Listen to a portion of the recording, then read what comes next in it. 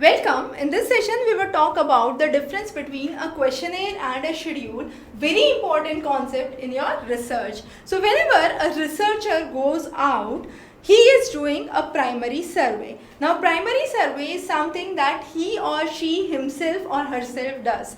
Now in this, there could be either questionnaire. So what I do is, I as a researcher go out into the field and I give the questionnaires to the individual candidates. They would be filling the questionnaire and handing it back to me. So that is what is a questionnaire is. So for questionnaire, the population must be literate definitely, because they will be reading it, writing it, marking it and returning it back. The next is schedule. Schedule means I as a researcher or an enumerator goes into the field. I just be there, I ask the people the various questions that are there and then I fill it by myself. So the enumerator or the researcher fills up the question paper, and that is what is known as schedule. Now why schedule is beneficial than questionnaire?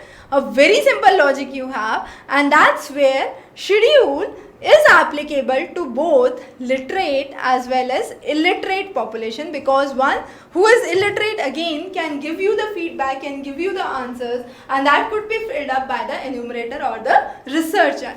And therefore we understand that schedule and questionnaire are really important parts of your primary sources of data collection, but there is a definite difference between a schedule and a questionnaire, and it shouldn't be confused. So very important. Stay tuned for further updates. Have a wonderful day.